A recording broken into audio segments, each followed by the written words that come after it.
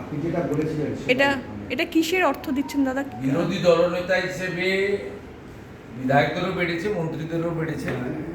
বিরোধী দলনেতা হিসেবে আমি যে বাড়তি বেতনটা পশ্চিমবঙ্গ সরকার আমাকে দিচ্ছেন 40,000 টাকা করে, এটা অনেক আগেই বিধানসভায় পাশ হয়েছে এবং আপনার রাজ্যপালের সাইন টাইন ইত্যাদি, এটা এখন কার্যকর হয়ে গেছে এবং আমার তো না নেওয়ার উপায় নেই, কারণ অ্যাকাউন্টে পাঠায়। আমি এর আগে সংগ্রামী যৌথ মঞ্চের অনশন মঞ্চে গিয়ে ঘোষণা করেছিলাম, ওদের অ্যাপ্রোচ করেছিলাম। কাউকে কিছু দিতে গেলে তার কনসেন্ট নিতে হয়। আমি অ্যাপ্রোচ করেছিলাম যে সরকারি কর্মচারী, শিক্ষকদের, পেনশনার্সদের যে ডিএ আন্দোলন, এই আন্দোলন এখন সুপ্রিম কোর্টে আইনি লড়াই চলছে।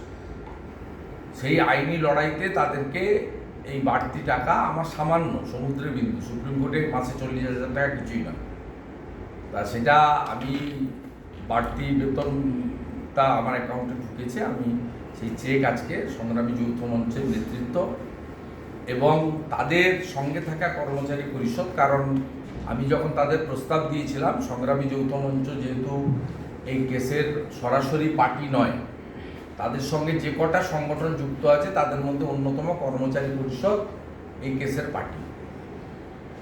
সংগ্রামী যৌথ মঞ্চের নেতারা সেদিনও আমাকে বলেছিল যে আমরা টাকাটা আপনার এইটা গ্রহণ করব, মহৎ উদ্যোগ, আমরা এটা কর্মচারী পরিষদকে দিয়ে দেব, তারা লয়ারদেরকে পেমেন্ট করবেন বা ল ক্লার্কদের পেমেন্ট করবেন, সুপ্রিম কোর্টে যাতায়াত খরচ করবেন বা এই খাতে ব্যয়।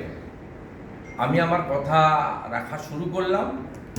যতদিন আমি এই রাজ্যের বিরোধী দলনেতা থাকব এবং বাড়তি এই বেতন 40,000 টাকা দেবেন পাবো, আমি প্রত্যেক মাসেই এইভাবে ছবি তুলে নয়, আরটিজিএস করে বা চেক তাদের কাছে আমার কোনো লোক পৌঁছে দিয়ে আসবে।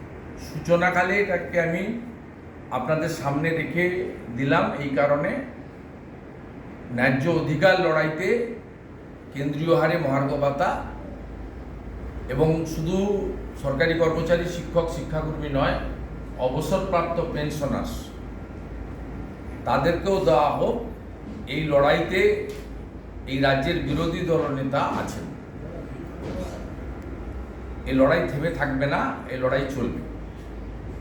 এবং সাথে সাথে আমি আবার রাজ্য বিধানসভা যারা সরকারি দল চালাচ্ছে তাদেরকে অনুরোধ করব, এক্স এমএলএদের তাদেরও ভাতা বৃদ্ধি করুন। তারা অত্যন্ত কষ্টে আছে, তারা বয়স্ক মানুষ এবং তৃণমূল কংগ্রেস রাজনৈতিক দৃষ্টিভঙ্গি নিয়ে দেখেছে এক্স এমএলএদের মধ্যে বেশিরভাগ হচ্ছে বামফ্রন্টের, কিন্তু বামফ্রন্ট ডানফ্রন্ট না দেখে এক্স এমএলএদের জন্য তাদের ভাবা উচিত এবং ভাবার সাথে সাথে সরকারি কর্মচারীদেরও কেন্দ্রীয় হারে মহার্ঘ ভাতা দিয়ে দেওয়া উচিত। কারণ মুখ্যমন্ত্রী তো এখন অনেক ভোটও পেয়ে গেছেন, 2,71,00,000 ভোট পেয়েছেন, 29টা আসন পেয়েছেন, ওনারা কোনো সমস্যা থাকা উচিত নয়। এবারে দুহাত ভরে তার দিয়ে দেওয়া উচিত, এটা আমি আশা করি। Thank you.